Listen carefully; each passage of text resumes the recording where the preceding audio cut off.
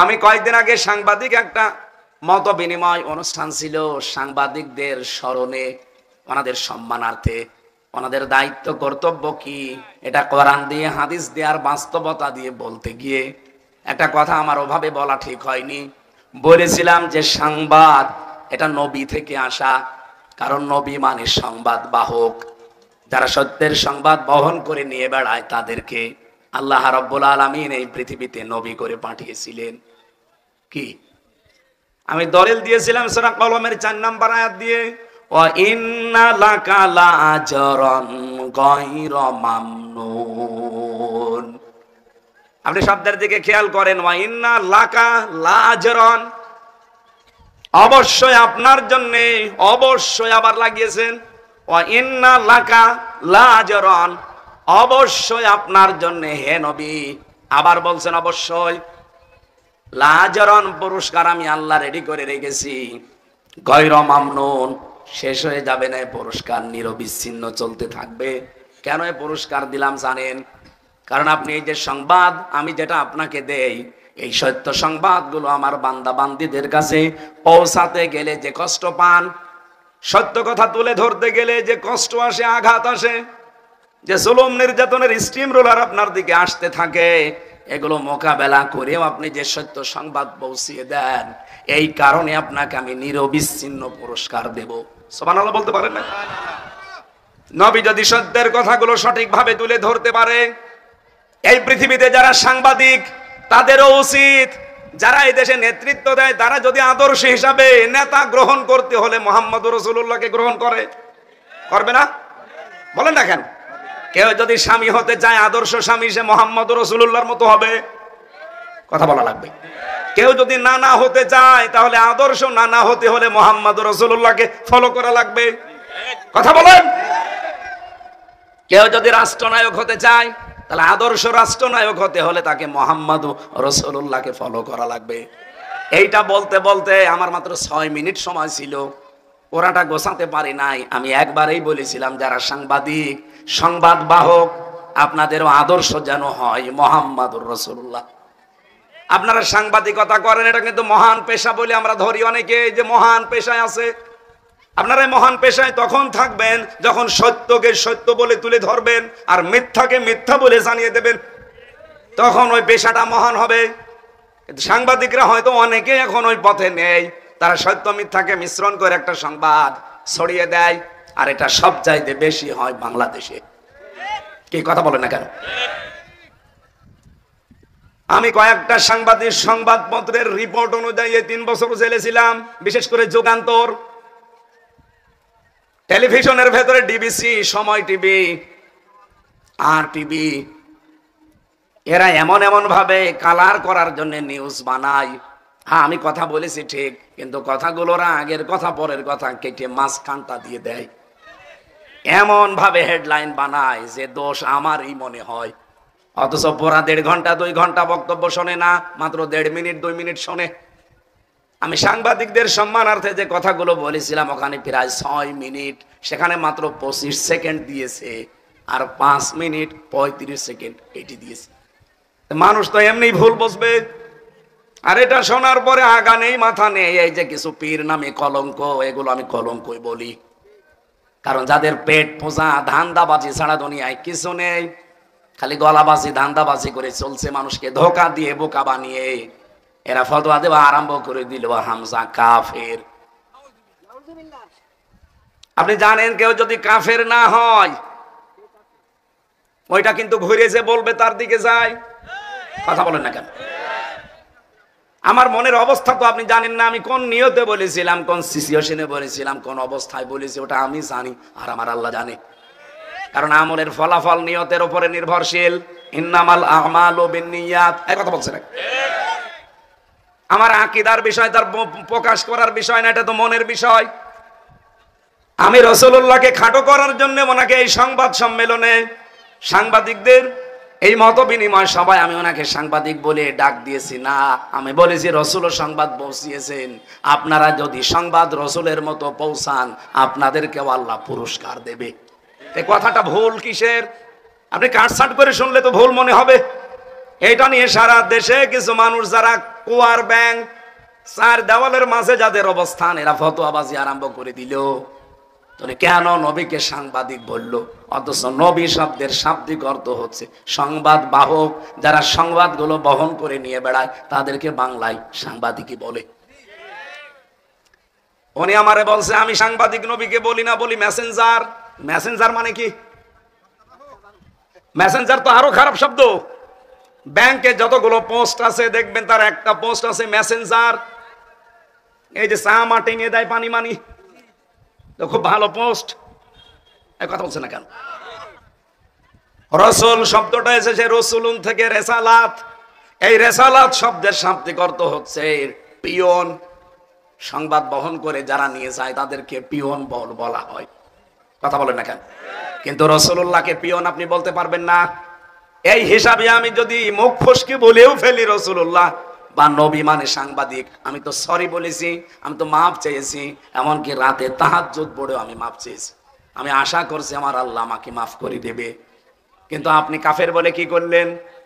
আমার মনের অবস্থা আপনি জানেন না। আন্দাজে কাফের ফতোয়া দিয়ে আপনি এখন নিজেই কাফের। আজকে ফেসবুকে একজন লিখেছে অমুক পীর সাহেব কাফের, আসলেও কাফের। এত ফতোয়া আসে আপনার।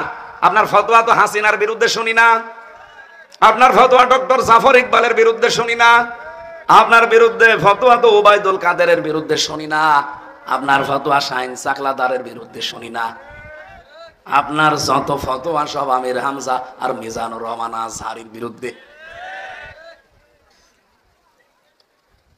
আপনি যে নাম নিয়ে বসে আছেন, এই নামটাই তো আমার কাছে মনে হয় যে এটা একটা নতুন জিনিস। ইসলামে পীর বলে কিছুই তো আমরা পাই না। কিসের পীর আপনি? আমি আপনাকে ছোট খাটো করার জন্য না, পীর শব্দটা যে নিয়েছেন এটা কোন জায়গায় আছে বলেন? আপনি যে বলছেন নবীকে সাংবাদিক বলা যাবে না, মেসেঞ্জার বলা যাবে কোন ফাঁকে? আপনি যে নিজেই বললেন নবী মেসেঞ্জার। এই কথা বললে নবীর সম্মান আরো খাটো হয়। ব্যাংকে যারা পানি চা টেনে দেয় তাদেরকে আমরা মেসেঞ্জার বলি। এরকম একটা পোস্ট আপনি নবীর নামে লাগিয়ে দিলেন। আর সাংবাদিক যে কত উপরের পোস্ট, সেটাকে আপনি ফালতু শব্দ বললেন। উল্টা পাল্টা নাম দিয়ে আবল তাবল করে আমারে নাই ছোট করেন। কিন্তু সারা পৃথিবীর যারা হক্কানি সাংবাদিক, যারা ন্যায় পরায়ণতার উপরে টিকে আছে, সাংবাদিক মাহমুদুর রহমানকে আপনি খাটো করেছেন। এক কথা বলছেন না কেন? সাংবাদিক ইলিয়াসকে আপনি খাটো করেছেন। সাংবাদিক কনক সরোয়ারকে আপনি খাটো করেছেন। যারা জীবনের উপরে রিস্ক নিয়ে সংবাদগুলো প্রচার করে, সেইটাকে আপনি ফালতু বললেন। আমি যে কথা তুলেছিলাম এটা বোঝানোর জন্য বলছি, খেলাফতের দায়িত্ব পালন করা দরকার জমিনে। আজ হাজারো পীর এই দেশে, 48,000-এর উপরে পীর। আমি তো যতটুকু খোঁজ রাখি, পৃথিবীতে এমনও দেশ আছে যে 48,000 মানুষও নেই, অথচ পীর এই দেশে 48,000। এত পীর, একটা কেউ রাজপথে পাওয়া যায় না, জমিনে পাওয়া যায় না। নর্থ সাউথ বিশ্ববিদ্যালয়ে কোরআনের উপরে লাঠি দিয়েছে, থুতু দিয়েছে, সেখানে ফতোয়াবাজি করতে পারো না। 48,000 পীর যদি একবারে রাজপথে নেমে বলে এর বিচার না হলে কেউ দরবারে ফেরত যাব না, বিচার কালকেই হবে। কোথায় আছেন আপনি? আপনি তো শুধু ভড়ি আর জব বানিয়ে ব্যস্ত আছেন। আপনি বলেন তো বাংলাদেশের একটা পীরকে দেখান যার ভড়ি বড় না, দেখান। আমি তো যতগুলো দেখেছি ওদের ভড়ি আর জহব্বা ছাড়া কিছু পাইনি। এত বড় বড় ভড়ি, যেটা ফতোয়াবাজি করে কাফের বলে, ওরও ভড়ি এরকম। চেয়ারে বসলে মনে হয় যে মাগুর মাছ, পেট মোটা মাছ।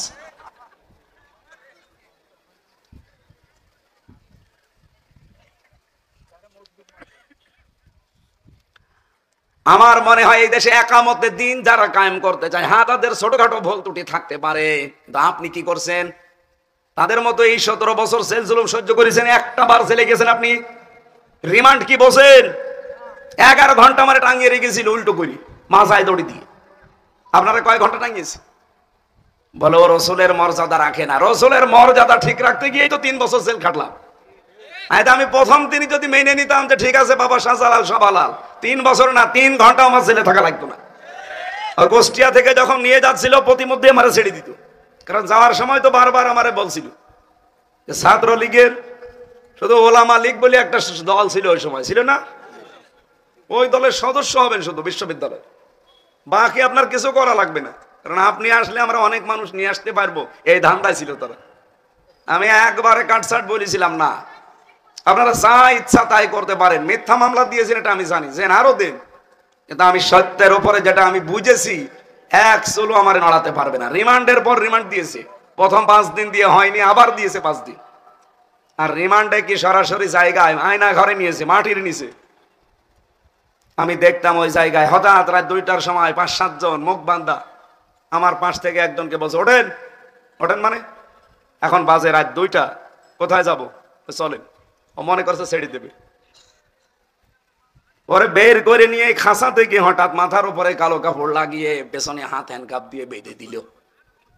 কান্নাকাটি করছিল মাটির নিচে। আমি সত্য কথা বলছি, এই যে কোরআন আমার সামনে।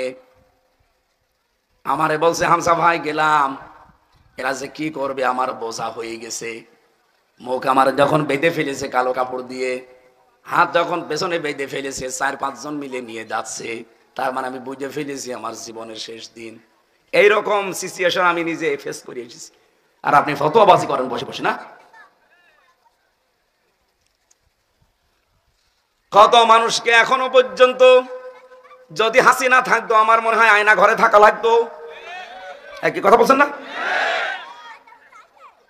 কত মানুষ 5 বছর 7 বছর আমি যেখানে ছিলাম, যে রুমে, তার পাশে দেওয়ালে লেখা ছিল তারিখ দিয়ে 2009-13 সালে ওখানে তারিখ দেওয়া, 8-8-2013 এভাবে তারিখ দিয়ে দেওয়ালে লিখে রেখেছে।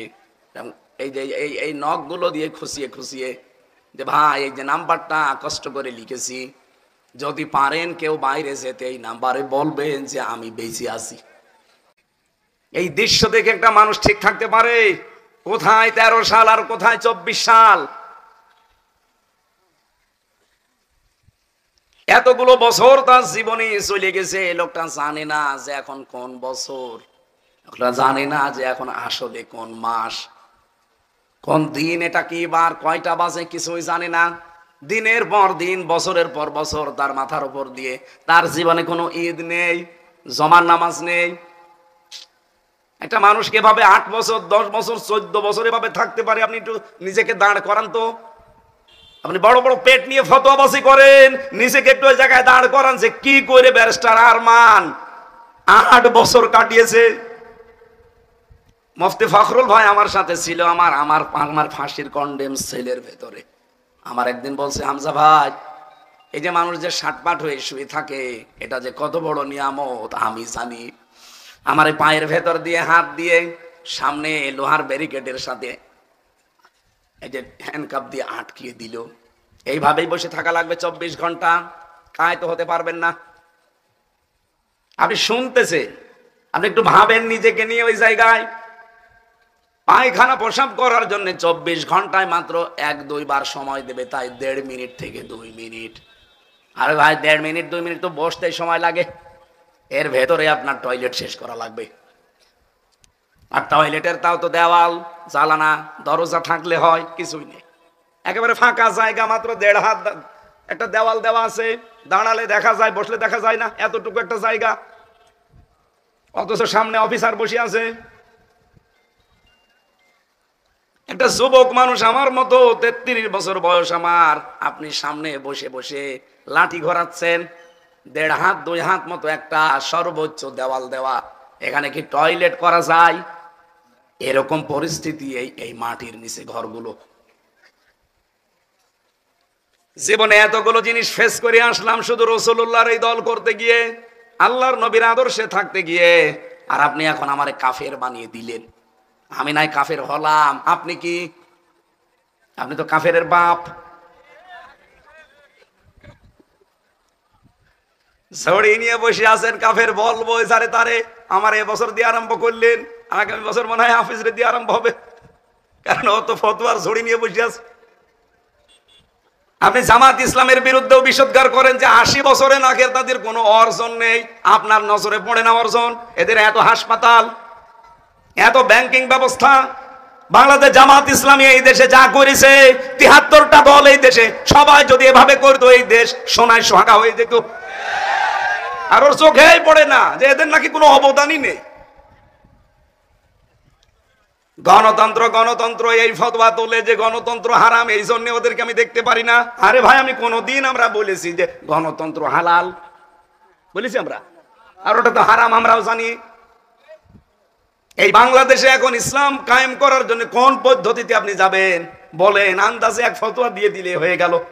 আপনি কি আফগানিস্তানের, আপনি কি সিরিয়ার, এরকম দেশের সশস্ত্র বিপ্লবের মাধ্যমে দেশে ইসলাম প্রতিষ্ঠা করার সেই কায়দা কৌশল, সে জায়গাগুলো কই?